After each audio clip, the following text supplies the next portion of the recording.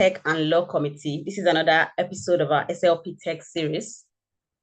And today we'll be looking at the subject titled ChatGPT in Legal Practice, a hands-on guide to using AI safely and effectively. My lords present, learned silks, members of Council of the Nigerian Bar Association section on legal practice, senior colleagues, ladies and gentlemen, you're welcome once again. We have a really good number of people already joined.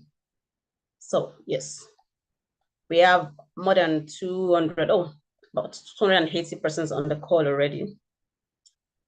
So we're going to give an additional 2 to 3 minutes. Hopefully we hit the 300 mark, then we get started. Thank you once again for joining. And we're glad you have taken the time to spend part of your afternoon with us today. We are very positive that you'll find good recompense for your time. Thank you so much for joining us once again. My name is Damlola Victoria Alabi, and I will be your moderator for today.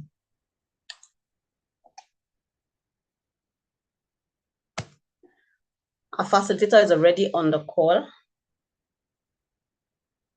And yes, okay, interesting. We already crossed the 300 mark. So let's just get right into business. Once again, you're welcome to another episode of the SLP Tech series. Today, we are discussing ChatGPT in legal practice. And I don't know if the topic is why we have so many people already joined the call. I mean, it's encouraging. The perception used to be that lawyers have a phobia for technology. But from the number I'm seeing on this webinar, it doesn't look like that is still the correct position. So you're welcome once again. The chair of the SLP Tech and Law Committee, Marcus-Obiene, is on the call. So Fernandez, if you can unmute and give your welcome address so that we can quickly get into this.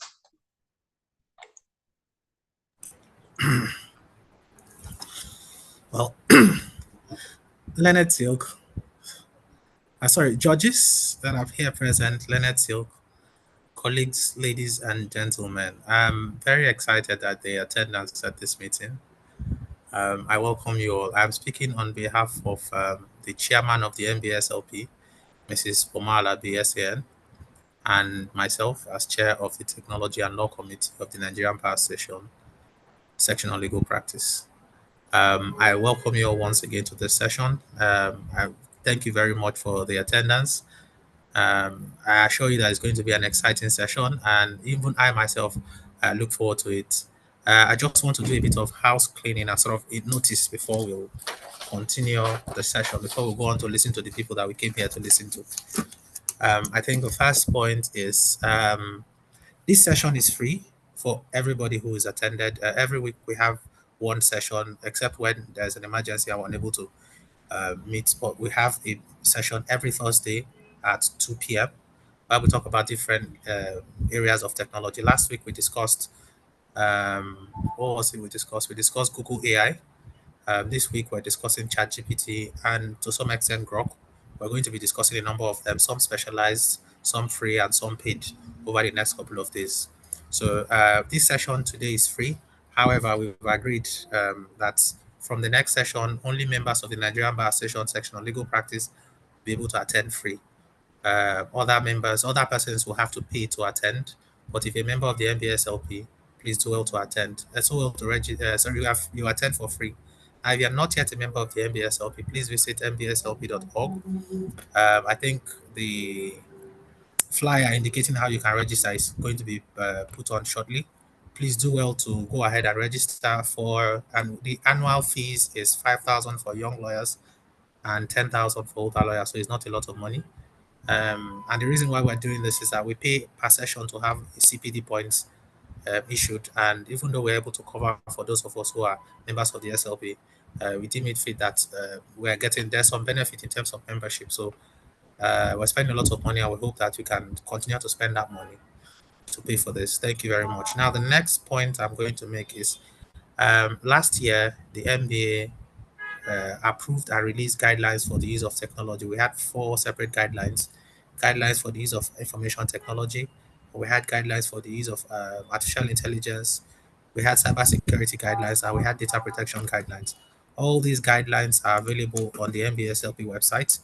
I'm sharing the link here. So as we're about to start this session, I urge you all to go there, go to the link, download the guidelines for the use of artificial intelligence.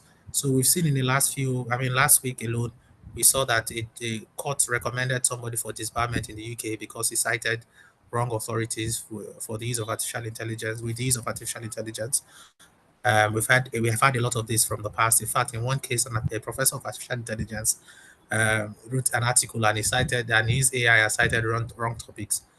We don't want to have that in our practice, so we have put out guidelines that should help. And these guidelines, in our view, will help even when they are assessing your liability in case the matter go before the RPC, sorry, the LPDC for disciplinary misconduct in case that you use AI wrongly. So there are different these things. So I urge you all to please visit. Again, the website is on, as we posted in the chat box. I'm reposting several times, so please go ahead, download it. Download it before I start the session. Perhaps I should give everybody 1 minute to please just go to that link, click it, and download it fast before I continue. So I'll just wait 1 minute, and I apologize for taking your time. It's important. All the things they are going to say here, a number of it, especially the ethical issues, are from that document. Those documents reflect what the intention of the RPC for legal practitioners in respect of the use of AI. So please go ahead. Then the next thing I'm going to say is, okay, I think I'm about done with my statement. The only point I'm going to make, and Damilola is going to recite Edward's profile in a bit, but I'm going to say this: Edward is not a legal practitioner, but he works closely with the legal department of Access Bank, and recently they developed a software. He and his team developed a software that's what do you call this thing now? Anyway, software, end-to-end software for the team at Access Bank. And now, for those of us who are in-house, this is particularly important for you. But what we're also going to be talking about is also going to be relevant whether you're in-house or not. So please take your time, listen to it. I've used ChatGPT from the first week that it came out. We've had a lot of things. We've had improvements from then till now. So, well, at this point, let me close my mouth and just welcome you all and then hand over to Dami. Thank you very much. Thank you, Fernandez. Thank you so much. So I can see the request for the link in the chat box. I'm trying to post it again. Fernandez, can you please pin the link to the chat, to the comment section, so that every other person who comes in can see it. All right. So straight away, I'll be taking what I believe is a very brief citation of Mr. Edward. Edward is the head, business, intelligence, and visualization at Access Bank Nigeria, where it drives data-informed decision-making through innovative analytics solutions. He previously led the Insight and Analytics team at First Bank of Nigeria and held multiple roles at Octave Analytics and Insights Limited, where he served as both senior data scientist and manager of the data engineering team. With over a decade of experience, Edward has built a strong track record of delivering impactful data analytics projects across academic and private sector environments. He is a versatile, interdisciplinary researcher known for leading transformative initiatives for major commercial banks in Nigeria. Edward's area of practice include data science, analytics, customer value management, data engineering, business intelligence, and cloud architecture. Edward also has a growing portfolio in developing agentic AI solutions, autonomous intelligence systems capable of making decisions and executing tasks independently. Edward's work reflects a forward-thinking approach to artificial intelligence and its integration into enterprise workflows. Combining technical excellence with strategic insight, Edward excels at bridging the gap between data infrastructure and business impacts, making him a key feature in the evolving landscape of data and AI leadership. Ladies and gentlemen, please welcome with me Mr. Edward Olayemi for his presentation. You have the floor, please. All right. Thank you very much, Lord Amola, and good afternoon, everyone. It's good to be here, and it's a real privilege to be here. And I'm not taking this for granted at all. I know I'm not permitted to use the word colleague, right? But so all judges Sans on the call, I say thank you for having me, and it's going to be a very smooth ride this afternoon where we'll talk about how we can safely use our new technological tool that is ChatGPT, right? So please just give me 1 minute. Let me share my screen so that we can now. So it's going to be an hybrid presentation. So there are sometimes we'll need to um, go and so on. Let's see how things are done. And sometimes we'll just need to just run through the slide. Okay, right. And as it has been rightly said, and based on why we are here is to understand how we can safely use AI, right? Because AI is a buzzword, and there's a lot of things around AI. So we want to have how we can properly handle this. And to begin, right? So I would also um, appreciate the NBA SLP tech and law team, right? I know they've given us a well and highly updated, detailed document on guidelines around the use of AI. So please, I know Fernandez dropped the link. Please let us go and read that, because everything I'll be saying, I think I'm just coming to summarize what the entire document is talking about, right? And also help us see how we can implement those safety precautions when interacting with AI tools like ChatGPT and Grok, right? So, okay, I've been saying that. So today we'll be talking to role of ChatGPT. We'll be talking to some ethical regulations, which I believe we know, right? And confidentiality and data privacy. And in this case, in this level, at this section, we'll be talking about how we can handle confidentiality when we are interacting with any of these LLM platforms like ChatGPT, DeepSeek, Grok, and many others. Another thing we'll be talking about is how can we customize how your ChatGPT environment understand you and tailor your search, your prompt to what best suits you, right? And how you can confine it to a particular scope and domain, right? And so we'll be talking about how to best prompt, right? So there are guidelines to how we can best do some prompting, and will be how we can also implement some policies, operational best practices, and we'll be going into conclusion. Okay, 1 minute.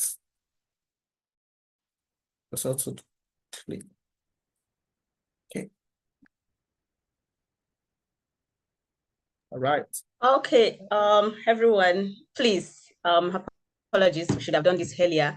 There's a poll being launched right now. So you'll see the poll on your screen. So let's just quickly take the poll so that we can continue with the presentation. The first question, what's your year, what's your call bracket? So indicate your year, your call brackets. The second question, have you ever used an AI tool in your legal work, e.g. for research, drafting, analysis? Okay. The third question, which legal task do you think is most suited for AI support in Nigeria? Thank you. We're seeing the responses. The fourth question, would you trust an AI-generated analysis in advising a client on the likely outcome of a case? The fifth, what is your biggest challenge with adopting AI tools in your legal work?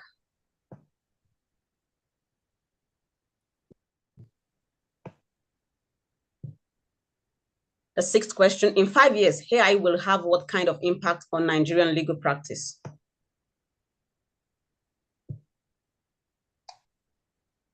The seventh, which AI have you used in the past in law practice? And that will be the last question. Thank you.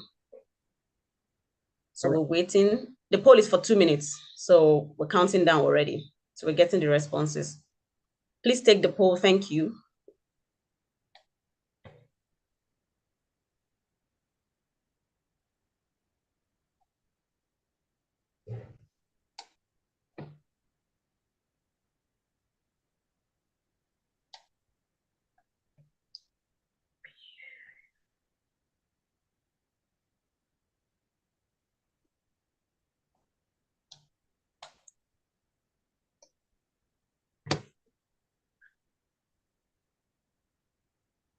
Let's keep the responses coming.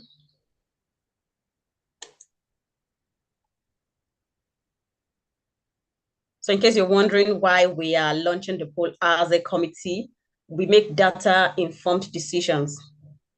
If you received a mail from us the last time, where we provided a report on an analysis of the reports we got from participants from the last session we had on offline AI models, then you would have seen that we try to tailor our webinar sessions.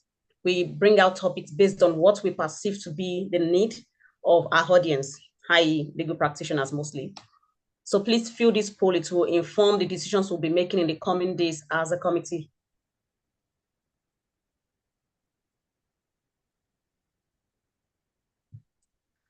All right, so yes. Okay, so the poll is ending now. Yes, hand poll. All right, so from the poll,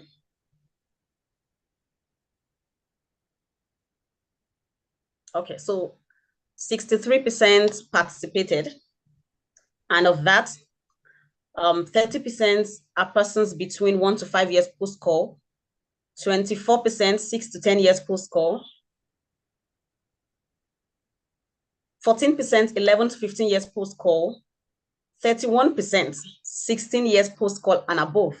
Interesting. When we asked if you've ever used an AI tool in your legal work, 36% answered yes, regularly. 39% said occasionally. 11% I've tested, but I don't use it. 14% no, I don't use it. Okay. Question 3, which legal task do you think is most suited for AI support in Nigeria? 61% legal research, 19% drafting contracts and pleadings, 17% document review and due diligence, 4% is compliance and risk analysis. Interesting. Question 4, would you trust an AI-generated analysis in advising a client on the likely outcome of a case? 2% said yes, fully. 53% yes, but with my review. 30% is saying maybe, depending on the case. 14% outright no. Next question, what is your biggest challenge with adopting AI tools in your legal work? 25% is saying lack of training or knowledge. 16% cost and access to tools. 14% poor infrastructure and internet. 46% ethical or professional concerns. That's a lot. Question 6, in 5 years, AI will have what kind of impact on Nigerian legal practice? 44% is saying transformational, redefines how we work. 45 people believe it will be significant but limited to certain tasks. 8% believes it's going to be very minimal. The system won't adapt quickly. 2% is saying negative, more risk than benefits. Okay, we're glad you are here. Now, question 7, which AI have you used in the past in legal practice? 72% have used ChatGPT, 6% Gemini, 1% Claude, 2% DeepSeek, 20% others. Thank you for taking our poll. Okay, so stop sharing now. Yep. All right, Mr. Edward, you may proceed. Okay, thank you. And thank you for everyone for taking that poll. I think it's also full of insight. I think I'm also taking learning, right? Okay, please, can you confirm you can see my screen? Yes, I can see your screen. All right, fine. Okay, it's good to know that at least 72% have used ChatGPT. So yeah, so some of the things I'm going to say is not going to be new, but so that we can just learn more from what we can do and how we can best use it. And like we all know, right? Okay, I won't say like we all know, like most of us know, right? The ChatGPT, all this LLM engines that we use today, most of them serves as some sort of powerful assistance, right? That helps us in our day-to-day activities and especially reducing some repetitive tasks. And on that note, we'll now talk about some brief rule of the use of ChatGPT, right? I see during the survey, for those that are familiar with it, I think they gave mention on things they use it for. I was able to note that a lot of people use it for legal research, and which is very fine. So, and other things we can use it for, yeah, drafting of contracts, right? We are going to talk more into how we can effectively draft a contract, how we can give the best prompt.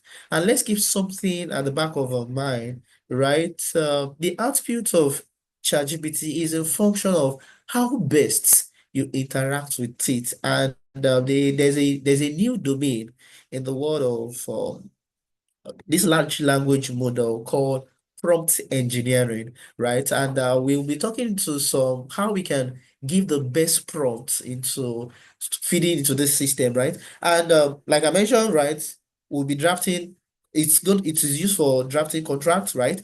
And also summarizing lengthy disposition. Sometimes in years back, when you have probably you have a document of over 500 pages, you need to review, you need to be sure that okay, there is no hiding clause that can be used against your client, right? So you spend hours reviewing, but now we now have ChatGPT that can help you review a very lengthy document, identify the risk, give you review drafts, and also identify what can be done or probably how you can modify uh, a document in a more usable form, right? And another thing ChatGPT can does for you is that it can help you rephrase some complex and legal language, right? So sometimes when you go to document and there are a lot of ambiguous words that it can throw the client off balance, but when you use simpler word, keeping in mind that most of the clients, people you'll be interacting with, they are not used to some advanced technical words, but when ChatGPT is helping, it can help distill it in a way that a layman can understand what the document is all about, and it's going to give clarity into what the partners are going into, right? So, and for in Nigeria, we have what we call the ethical regulations, right? And like I mentioned earlier when I was starting the presentation, that kudos to the tech and law team for coming up with the guidelines on AI, right? They've helped us in documenting some good numbers of rules and guidelines that would help us that will guide our day-to-day use of artificial intelligence, and also especially the use of all these ChatGPT and the likes, because I understand that when we talk about AI now, most people think about AI in terms of ChatGPT, Grok, this DeepSeek, and the likes. I think that is what we're currently exposed to, and that is what most people interact with for now. But we're just going to look into some basic ethical regulations which we are responsible for in Nigeria, right? And other for more details, right, you can just go into the RPC, which the tech and law team has drafted, right? So one of the major things, I'm just going to pick some of the rules, right? And one of the rules which I see is that due to fidelity and confidentiality, and that's why we are here, because informations are now very sensitive, very sensitive. When you feed the system probably a contract, a document, without anonymizing it, that information is exposed online, and anybody prompting the internet can, in one way or the other, get that information. So let me tell you one thing. There was a day I was in the office and with my colleague, and I asked my colleague, okay, can you ask ChatGPT who is Edward Olayemi? And guess what? They prompted ChatGPT to say, okay, who is Edward Olayemi? And it was able to give them at least 85% accuracy of who I am. Now, when I checked the response ChatGPT gave my colleague, I discovered that there was a time I uploaded my CV online and I asked ChatGPT to help me review, do some things. And initially, ChatGPT misrepresented me. I then re-engineered ChatGPT to say, next time anybody asks you about Edward Olayemi, this is what you should say. So I now discovered that the re-engineering I did earlier was what is now coming out as a feedback to other people asking ChatGPT about myself.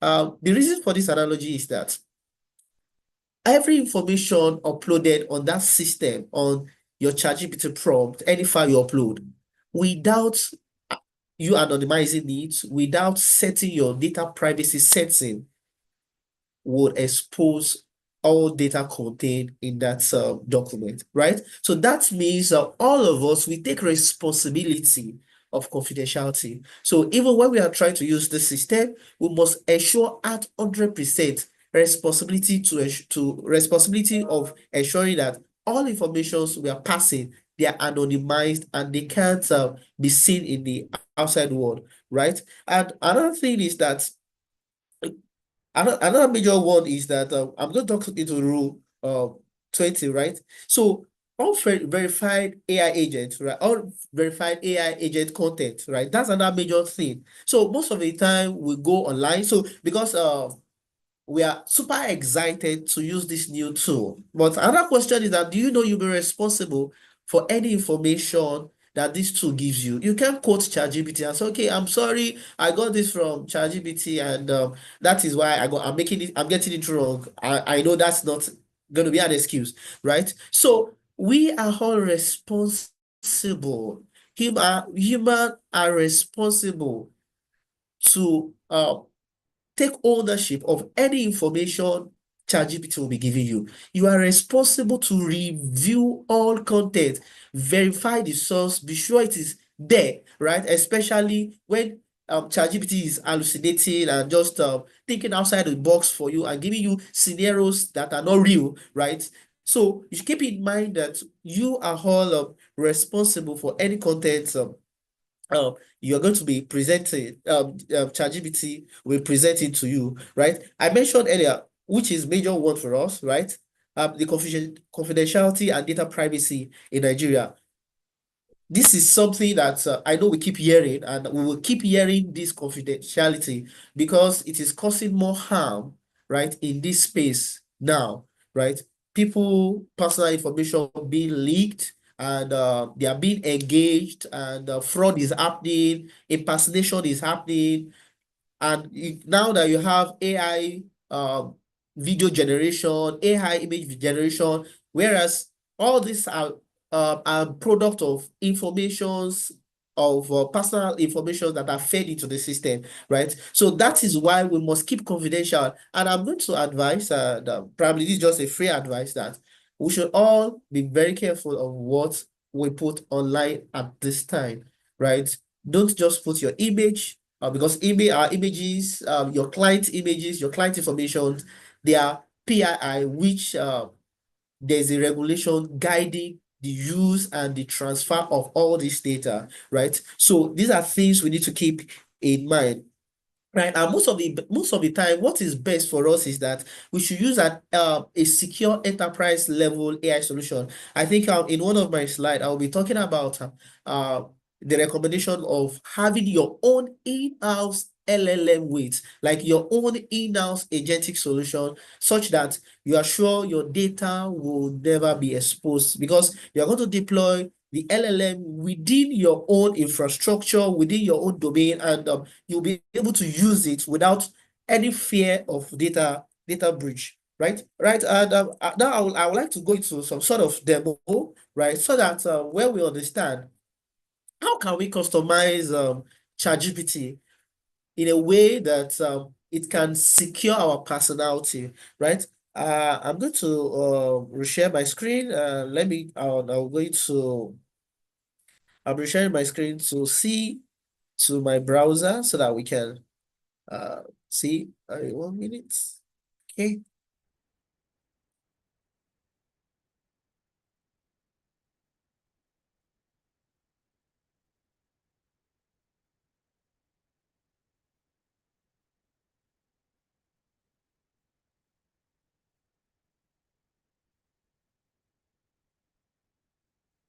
Okay.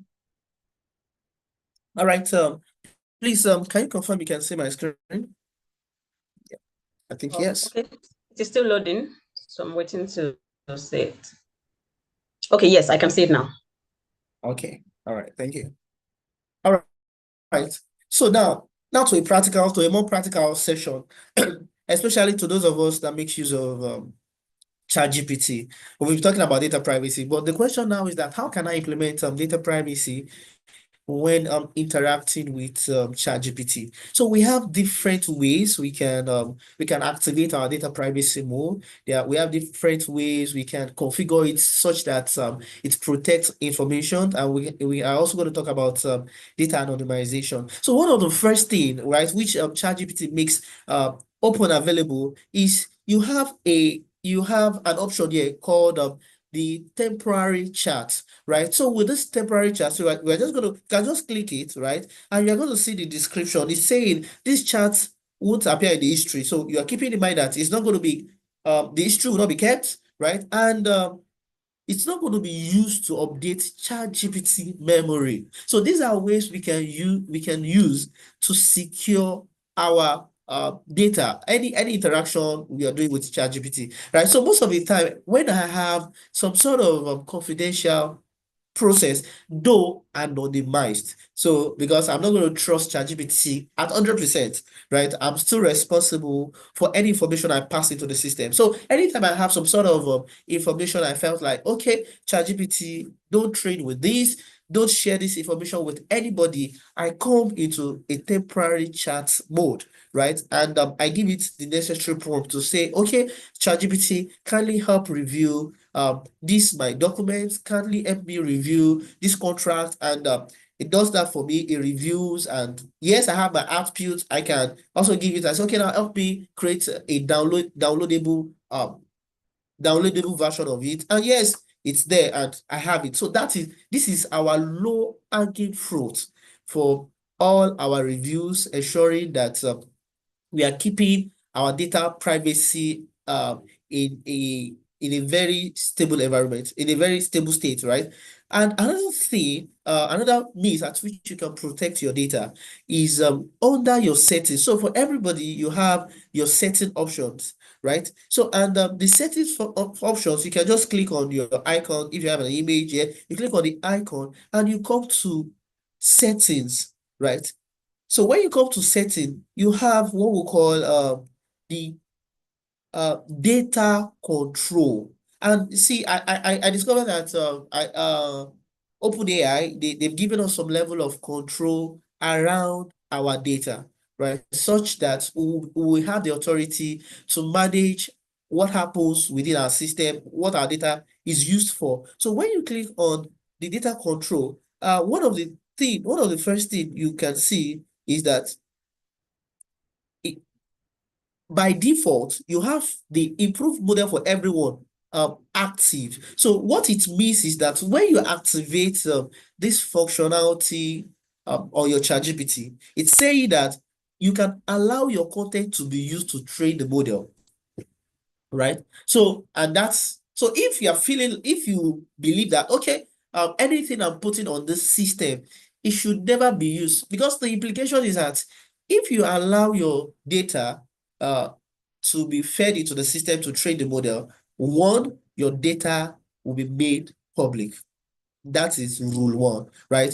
It's going to be available for everybody to use. Everybody can reference it. Though, on the other hand, it's going to make ChatGPT more intelligent to work, right? So because it's learning with your data, it's able to pick some more information. But we are talking about safety in our own end now. It is never safe for us. I know by default, most of us, Dami, can you help me with something? I want to know, do we have anyone that has deactivated this this functionality to say, okay, no, don't use my data? I can, maybe from my guess, I know more than 50% of us keeps this keep this option at default, and the default is saying no, yes, keep using my data to train the model, make it better, and that's the default, right? But I want us to take it a bit further today to now take a decision, a personalized decision to say, okay, no, ChatGPT, because I'm going to be interacting with you with some confidential information, please and please don't use my data. So please, we can all go ahead and say, okay, no, just deactivate it and say, no, don't use my data to train the model, right? So we can say, okay, no, don't use my data. And once we say that, there are other options we have, then you click done, right? So moving forward, right?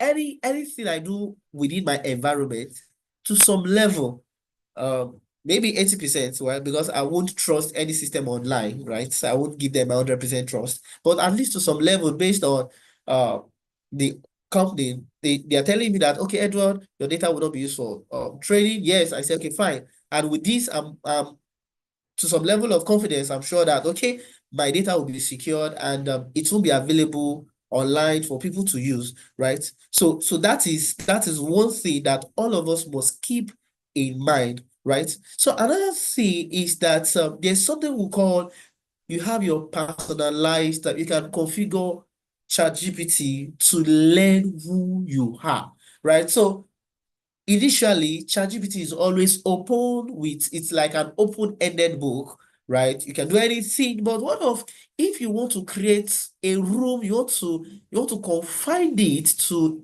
legal space, so that ChatGPT, anytime you log in, ChatGPT knows you as a person, that, okay, this is Dami, a legal practitioner, and this is what this is her specialty, right? So for us to do that, for us to configure our own space, you just imagine that you have access to a room, probably you have access to a self-contained, and you can decide how you want to design it, where you want to put your shelf, you want to decide people that should visit you, people that should not visit you, you want to decide what your meal should be, you want to decide a lot of things within your little space in a very, very big house, right? So to do that, you can also click on your icon. Yes, you see something called personalized. So these are other things you can do, right? So before coming to this session, I think I gave it some things, right? So I gave it some answers. I answered some of the question, right? But this is not who I am, right? But this is just for the purpose of this training. Right. So yeah, so here you can say ChatGPT is asking you a question. He said, okay, what should ChatGPT call you? So you can give it a name, so that ChatGPT want to have some level of personal relationship with you, call you by name, understand you, understand your thought process, build on that thought process, understand your domain, understand what you like, understand your pattern of thinking, understand the context at which it should always provide information for you, right? So he said, okay, what should I call you? So that's the first question. Another question is that, what do you do? So that's an interesting thing. So for me, right, I said, okay, I'm a legal practitioner focusing on fintech law and IP law in Nigeria, maybe because I'm now interested in IP, right? And I frequently draft legal documents, perform legal research. Yeah, I think we had good numbers of people performing legal research, and need assistance with summarizing laws and preparing client-facing documents. So the reason for this is that anytime you are interacting with ChatGPT, it understands the context at which it should always provide information for you, and understand how best to tailor it and ensure consistency, right? And consistency in the information it's providing. And another question, you have another beautiful question. It is still in the space of you personalizing what ChatGPT should know about you, right? So you are saying ChatGPT, respond formally and concisely when providing legal options or drafts, cite authorities where applicable, right? So these are things you tell ChatGPT. So these are configuration that can enable you to safely use ChatGPT. So I read that there was a case and whereby a lawyer prompted ChatGPT, and at the end of the day, he cited a case that never existed, right? And at the end of the day, the reference could not be verified, and issues came up, and the lawyer was sanctioned, right? So if this prompt has been customized into your setting, ChatGPT will never go outside this space for you. And so these are ways we can safely use it, such that we know that anytime we interact with this system, right, we are sure that to some level of with some level of confidence, we will be safe. Like, so there's a line I had there. I said, avoid making assumptions. Don't assume, right?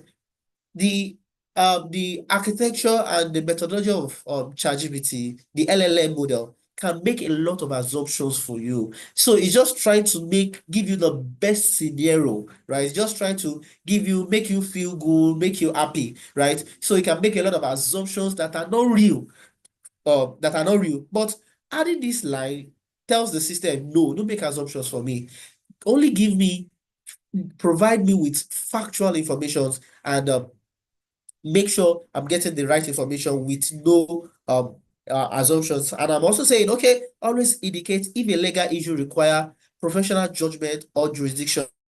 There are sometimes, okay, probably there's a need for jurisdiction review based on where you are, locality, based on the jurisdiction. So yes, I'm also saying, okay, please always advise me, right? Always indicate, right, if there's a further review needed. So with this setting, we are sure that if by default, right, what we have on ChatGPT for everyone, if by default our confidence level or our security level is say 60%, with this setting, I can tell you, you would have increased the safety zone of your interaction with ChatGPT to about maybe additional 20% or even 30%, because you are sure that it's going to live within the space at which you've confined it. I've tested this a lot, and we've even built some sort of agentic AI with this. So we understand that anytime we give it this well-defined domain at which it should operate, it would never go outside that domain. It will never go outside that domain. So that is part of the safety rules we put in place when we are interacting with the system. So though you have other options, right? How you want it to behave, right? So these are options you have, but we've talked about the major ones which we can configure, we can set, and it's also giving you an open room to say, okay, do you have anything else you want ChatGPT to know about you? And I'm saying, okay, now anytime I upload a document, right? In this case, now I'm considering the fact that there will be some lot of private document or anonymized document, right? So I know I'm going to anonymize my document before I ask ChatGPT to review for me, right? So I say, okay, please, for any uploaded documents, please do not infer and just focus on structure and legal soundness, right? So that's some of these we can use to customize our ChatGPT, our interaction with the system, and so that we can be sure of some level of safety, right? So that is that, and I would like to go back to the presentation, right? So where we talk about how, so we can see some example of how we can now interact safely with the system, right? So 1 minute. So going back to our slide.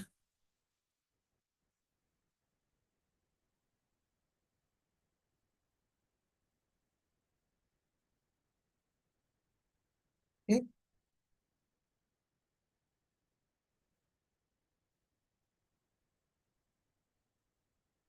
Okay, David, please can you confirm you can see my screen? Okay, it's prepping for display. So I'm waiting. Yes, okay. I can see it now. All right, thank you. All right, so like I shared earlier, so the temporary chat option, and where we have data control, where we can tell the system don't train with my data and the likes. So another rule I want us to understand is how best to prompt, right? Especially as a legal practitioner, right? So one of the things is that always specify the jurisdiction. Where are you speaking from? What's your where are you, at what demographic context are you engaging the system, right? So always be clear about the jurisdiction. So we are going to see some sample of clear full end-to-end prompt. Another thing is that be clear on the legal area so that you understand that, okay, this is where I'm focusing on. So this would enable the system to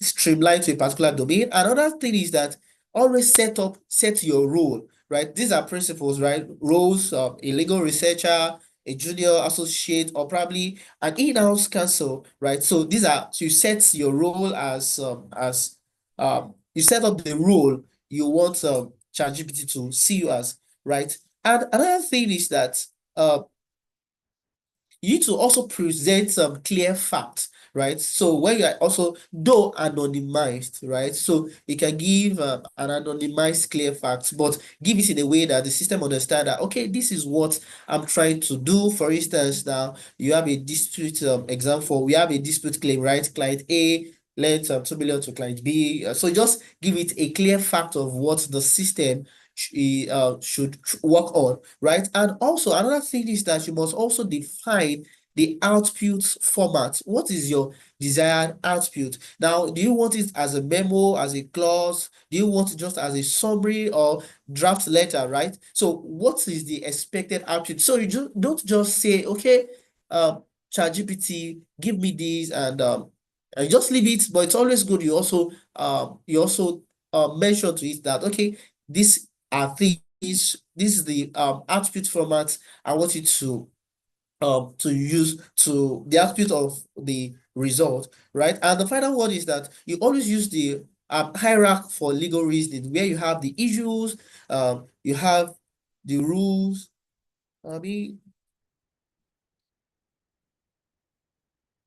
So you have the issue, the rule, the analysis, and the conclusion. Always put this logic in place. So we are going to see some example of prompt, right, that we can use. So and this prompt is following the 6 major rules we stated above, right? And he's saying that, okay, acting as a, so who am I, right? Act as a junior legal associate in Nigeria. So Nigeria is a jurisdiction. So we are saying, okay, under Nigeria contract law. So you are saying, okay, you are specifying the jurisdiction at which the prompt will reason, right? And he's saying, okay, draft a simple 2 paragraphs. So you are saying, okay, this is what you should do. This is the expected output, an advisory memo. Now we are providing our fact, right? Client A Lagos-based trader, paid 5 million to client B, right? So supply goods within 14 days, but with no return agreement was signed, right? So we provided our clients, we provided the system with some level of fact, right? And we then ask it to say, okay, now we proceeded to a question to say, okay, can client A sue to recover, right? So, and that's a question to say, okay, please advise me based on the information I've given you, based on my role, based on the fact, can you explain the legal position and recommend next step? So, and with this now, the system would be able to come up with something usable for us. But keep something in mind, like we mentioned earlier, right? Always anonymize. So, and anytime you're interacting with the system, don't use direct name, right? Just give it an anonymized name. Use a placeholder. I think we're also going to speak into that, right? So, and I think that's what we'll be speaking to now. So, anonymizing prompts, because the essence of this session is talking about safety, and safety rule first, right? And I think I've mentioned before now that we need to protect our clients' personal information. You need to protect with your sweat and your blood, right? And that's why anytime you are anonymizing, you need to remove real names, right? And the question is, how do we do this, right? So I would like to speak to how we can do this, right? I know some of us might know, but some of us might not know. So if you go into, if it's a document, right, a Word document, right, how you can best anonymize is, one thing is that you've identified the name of your party. Maybe party A is Edward and Sons, and maybe party B is Edward's and brother, right? So, and you want to review this document. The first thing is that you can do a find and replace, right? You can do, if you're using Word, you can use Control F F, or you can use Control H, right, to do some level of find. So you check through, because you are responsible to understand the personal information in that document. So you do your Control F to find, or you use your Control H to find and replace. So you find the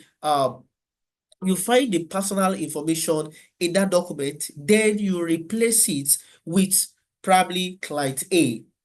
You also check for the other personal informations like addresses, like, so for instance now, real name, case number, addresses, anything that can tie that document to a person. You find it, you replace it with probably a placeholder, right? So that's why I say you use we try to use what we call a placeholder. You say, okay, client A, client B, you can use the personality, a landlord living in area 1, or probably in location A or location B. The system, ChatGPT, will still be able to understand the context of the question, of the document, right? So, and another thing is that, sorry. So another thing is that we must replace confidential attachment with summary.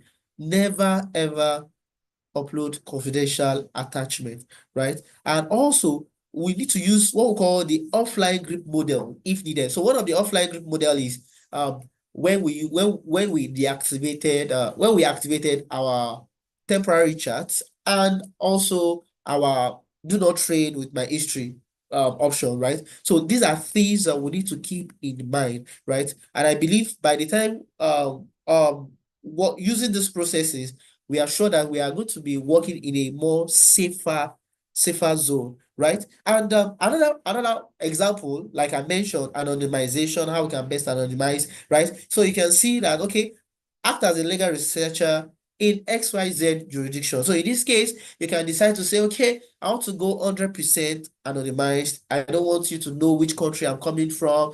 I don't want to know the region. So from the jurisdiction, I can anonymize it. I can say party A or party B, right?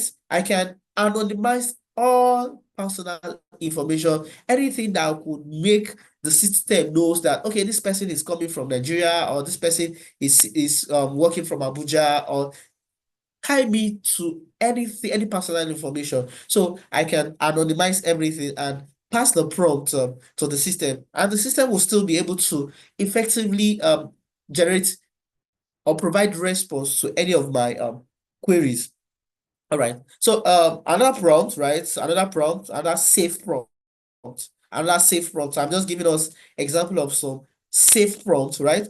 He's saying, okay, you are a legal assistant trained in Nigeria. So in this case now, I'm telling the system to say, okay, now act as a legal assistant trained in Nigeria. As a contract lawyer, I want you to analyze the attached lease agreement and identify any clause that violates Lagos State tenancy law, right? So in this case now, probably because I want it to be specific, to say, okay, now I want you to work around Lagos State tenancy law. So that's why I'm saying, okay, I'm providing this information, but to some extent, this is still safe, and it's still not going to expose any personal information, and it's still safe to use. And we can, after once the output comes out, we can.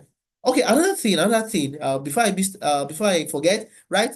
Sometimes I mentioned earlier that we can specify the format at which the output should be. For instance, now in this case now, we are saying that, okay, please provide the analysis in a tabular format. So sometimes the output might be, okay, I want it in a tabular format so that I can have clear descriptions of what is the issues, the risk, and how to mitigate it, right? And also probably some recommendation, but I prefer it in the tabular format. So you are free to always pass that information to the system to say, okay, please give it to me in this format, knowing fully well that this is keeping in mind that the expected output, so what you're expecting from the system, right? And another thing that's keeps it safe for law firms is that we need to now have clear policies around acceptable use case and the responsibility, we can't overemphasize this, right? Each organization should have their clear policies. I was engaging a friend in UK, and he was saying that, okay, in their company, they are not permitted to use AI tool at all, right? Anytime they see anything called AI, they say, no, don't use it, because they are still trying to build a policy around that, right? So for every law firm is also responsible to build a policy around how best can AI be used. So that is what is also going to make it safe for that particular law firm, right? And also, there's a need for us to train staffs and capability and limitation, and keeping in mind that, and this is something something that is bold in the AI guidelines. There's a bold statement there, very bold, saying humans were responsible for any outcome of AI. So if you are prompting any system, building any model, any output, you are 100% responsible. So keeping in mind that we are responsible, we must ensure human oversight all the time, right? Another thing is that we must also promote some compliance, preventing over reliance. And I believe that most of us, over like last week, 2 weeks ago, there was a research from MIT about some use of ChatGPT and the likes, right? And the impact on the brain, right? So I can tell you that is 100% real, because I experience it with my colleagues, and I see the impact, the not too good, especially when you have over reliance on these solutions. They are to make our job easier, but we should not over rely on them, because it's going to impact our thinking ability and how best we can think outside the box, right? And keeping in mind that we are always accountable for any output of these solutions, right? So I'll just skip this, right? So this is just some of the example which I've mentioned up there, right? Some of the prompt we can use that is a bit safe, right? Saying, okay, draft a general ledger argument based on the Nigerian contract law, right? And the example prompt. So we say, okay, summarize case law, explain legal principles. So things that we want the system to explain to us. And yes, I want to get a summarized view of a particular document, right? So those are safe zone for us to work in, right? And just reiterating this, that we need to verify all outputs.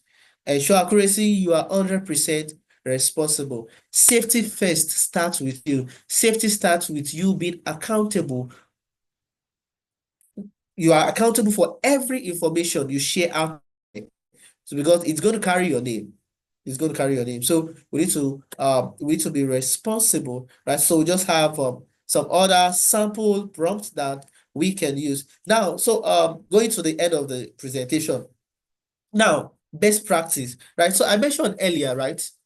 To me, some of the best practices, please have your own in-house LLM. So my team just deployed 8 billion llama parameter, right? And with that, any small, medium-sized firm can set up their own in-house llama, in-house agentic solution, or in-house ChatGPT, let me put it that way, right? Or in-house large language models, right? With 8 billion parameters, you can still review your document, and this model can sit on your local machine. So with a 16 gig laptop, you can still build something. Though we currently have solutions we've built such that you can install on your local machine that would enable all your information to sit within your local machine, and you'll still be able to prompt it, and it's still going to respond to you the same way ChatGPT is doing, right? It's still going to work effectively. It's still going to help you review your document. It's still going to help you draft your contract. It's still going to help you do a lot of things, right? So my best practice, or the safest zone, or the safest square in this regard is, if you can afford probably a good laptop, a good system with 16, 32 gig, have Llama installed, or get all these off-the-shelf application that can sit on your local machine. Please, that is my best option. So because with this, you are sure that you are controlling the entire space, you are controlling your data, you are controlling, you are sure that your data is not exposed via internet, nothing is trained with it. And you can, the interesting thing is that, do you know you can train foundational models? So the 8 billion parameter is a sort of foundational model. So you can train, you can now give it more data and train it on your local machine, and it's still going to learn, and it's going to learn your past probably contract drafting pattern, learn how you respond to clients, learn a lot of things, and also optimize your local model, right? So that's another interesting thing. And like I mentioned, with 7 to 13 billion parameter, you are fine. So if you want to, if you have the ability to get probably a bigger system, right, of like 64 gig, fine, you are very good to go, and you are sure that everything works and run on your system, right? So though it's if you in a situation whereby this needed to be done for an enterprise level, right, you just need some level of servers, right, some good numbers of servers, but I can tell you it's going to be more cheaper, and it's going to be more safer than exposing your data on the internet, right? Whereby, yes, we know we have the temporary mode. Yes, we know we've anonymized. Yes, we know that we've activated the option not for the system not to train our model, but this still has some level of exposure, right? So, but for you to have 100% level of 100% guarantee, have your own in-house infrastructure, deploy this model, let the entire organization use it from there, and you're sure of safety, right? So, and conclusion is that ChatGPT is efficient, but there's a risk. Yes, we talk about it's good, but keep in mind, keep something at the back of your mind that you can't control. There's a level of control that can be given to you.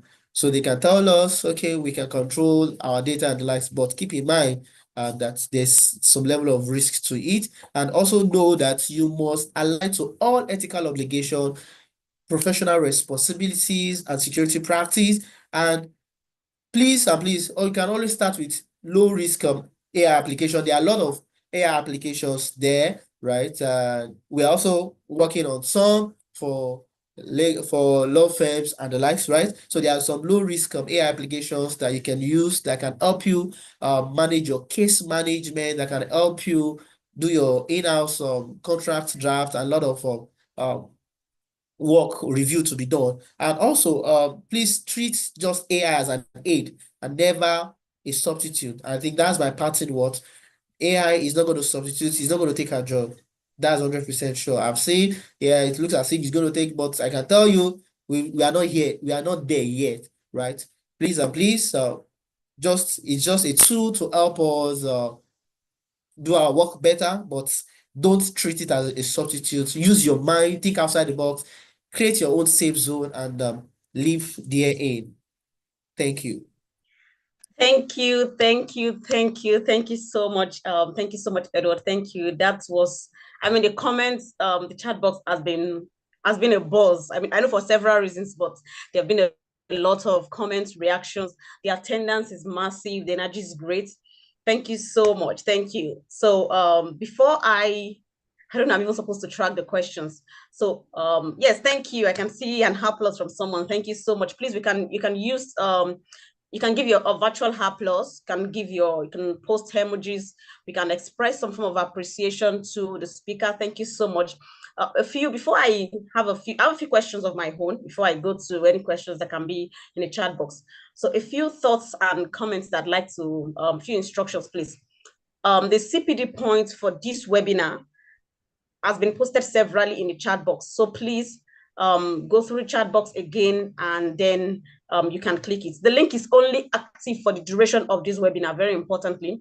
For those who are unable to get access to this, to Zoom because of the number, the webinar is also being live streamed on the MBA SLP YouTube channel. And even after now, for everyone who is asking for a recording or anything, you can always visit the MBA SLP YouTube channel, not just for this session, all the previous episodes of our SLP Tech Law series, you can always access them on the YouTube channel. You can take your time to go through it, practicalize as you're watching. That gives you the liberty to really work with the speaker or at your own pace. Thank you so much once again, Edward.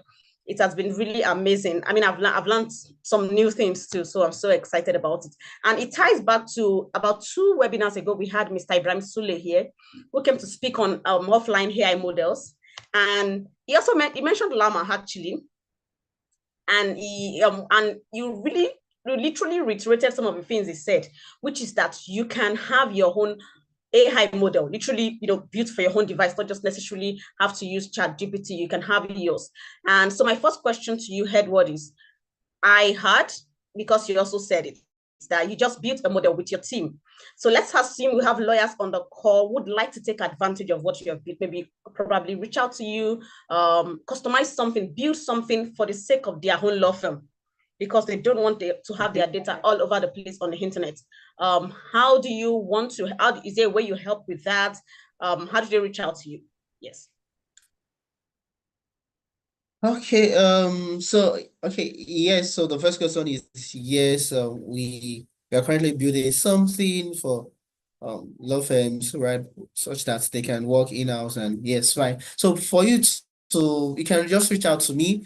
So maybe Dami, maybe you can help with my email, right? So my email is olayemiedward01@gmail.com, right? So yes, so we can, and the interesting thing is that we can just build something customizable, because one thing is, I believe all our needs are different, and we can just customize something for a person. Okay, this is what you need, this is your own use case, then we'll build something customizable for you, right? Thank you so much for that. So again, for those who have been asking about the recording, yes, the recording is also going to be shared by email, as we usually do. You'll get an email subsequently from the MBA SLP admin. For those who have been asking about how to join the MBA SLP, the link has been posted severally in the chat box, because we have announced that from July, our webinars will no longer be free for non-members. So please click the link.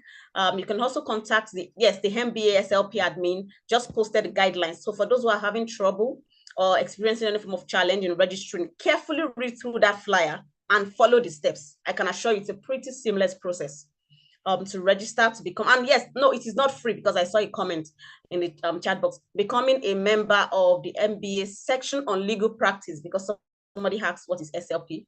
Section on legal practice is not free. For young lawyers, 5,000. For senior lawyers, is 10,000.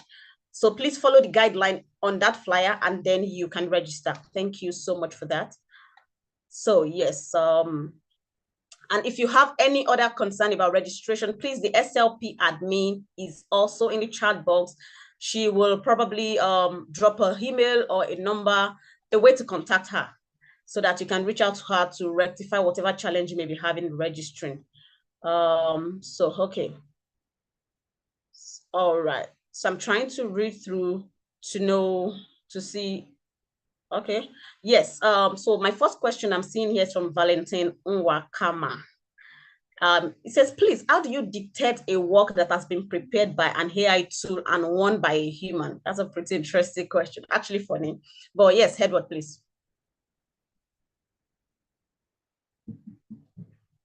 So okay, yeah. So maybe there are 2 ways. I'm going to give you 2 answers, right?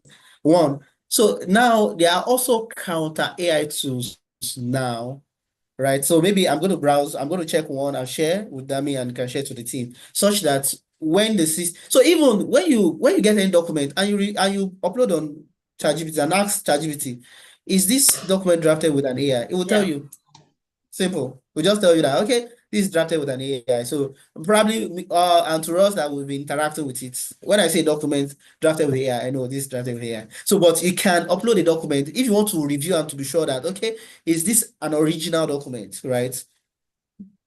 Run it through ChatGPT itself to double check, and ChatGPT will tell you the level of human intervention and the AI parts of the document. Oh, okay.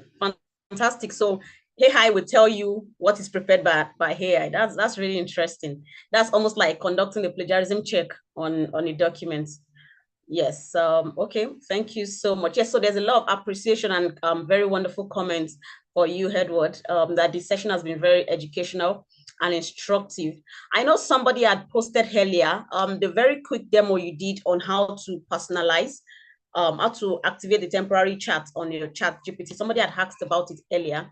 So I don't know if you want to quickly, I mean, we're running out of time, but I don't know if you can quickly run through to that and then maybe do like a review of that again. I'm also seeing 2 hands raised in the chat box. I'm going to have to be sure that we can allow you unmute your mic so that you can ask your questions. But yes, Edward, you can just do a quick demo of that again.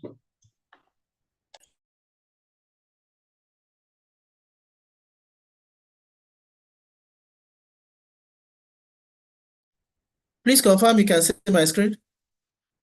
Okay, it's loading, but I believe it should start showing very soon.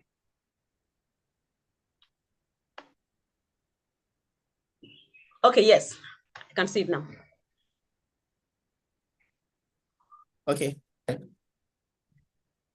So like I mentioned earlier,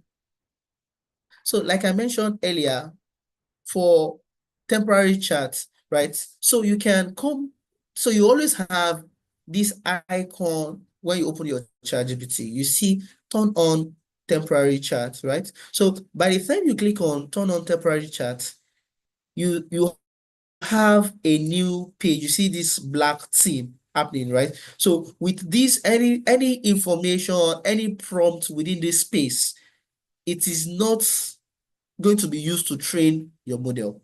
And the disadvantage is that you won't be able to see it in your memory, like say the history of prompts you've, or the history of the interaction with the system. So you see, this chat won't appear in history. Use or update ChatGPT memory. So that is one of our major way to keep our data safe, right? And the other part is where we customize it. So we have, let's say settings, right? Let's start with settings. So on settings, you can come to settings and you can come to data control. So what data control does? So one of the major thing in data control is this: improve the model for everyone. I mentioned that for about 1,000 people on this call, at least 50 to 60% of us will have this on. So the implication is that when you have it on, your data is available on the internet to be trained with. But if you keep it off, you are sure that anything you pass into that system, OpenAI is not using it to train the model, and the risk of it being available online is low. I can't guarantee 100%, right? I'm not the developer, but I'm saying it's going to be very low. So it is advisable that you deactivate, improve the model for everyone. By default, everybody has it on by default. So if you want to keep your ChatGPT environment safe, please go deactivate it. And with that, you know that, okay, with some level of security, you'll be safe, right? And that is that. Another thing is that, I think I didn't mention this earlier, but do you know you can manage shared link, things, information you've uploaded on ChatGPT? You can try to delete it as, okay, this information, I want to delete it, and you can have it deleted. And in case you have any document, any other thing there, you will see it. Okay, shared links, right? Okay, we've talked to shared links. Right. So the other one is personalization, right? So under personalization, let ChatGPT save and use memory when responding. So I think this is still needed for every one of us. But let's go back to personalization from the home page. Yes, this. And I think I mentioned this earlier, whereby you can set the context at which ChatGPT should always interact with you. One, you are setting your identity, saying, okay, I'm a legal practitioner focusing on fintech law and IP law in Nigeria. So you can set up who you are, what you do, so that the system understands who you really are. And you can also tell it, okay, this is how I want you to respond to me. So these are all that also safety safety measures. And finally, I think I added this to say, okay, for in case of any uploaded documents, do not infer personal details, right? So these are the checks and safety rules that we can activate on ChatGPT. Thank you. Thank you so much. Thank you very much, Edward. We are out of time. I mean, we did not envisage it was going to be this long, but the interest has been really amazing. It's been so great. Unfortunately, we cannot take any more questions. And we are happy that from this very short presentation, we have given a lot, like food for thought to everyone. First of all, I can see that gradually, I'm hoping that this is an indication that gradually lawyers are breaking out of the technophobia, and we are gradually beginning to embrace technology. And also that this will spur you, first of all, to register and become a member of the MBA SLP so that you can enjoy our further free webinars, and that you will also keep your eyes peeled for subsequent tech law series from the MBA Tech and Law Committee. On this note, I want to appreciate everyone, the close to 1,000 participants that we have had on the call, and those on YouTube who I believe are also streaming the conversation. And thank you once again, Edward. Thank you so much.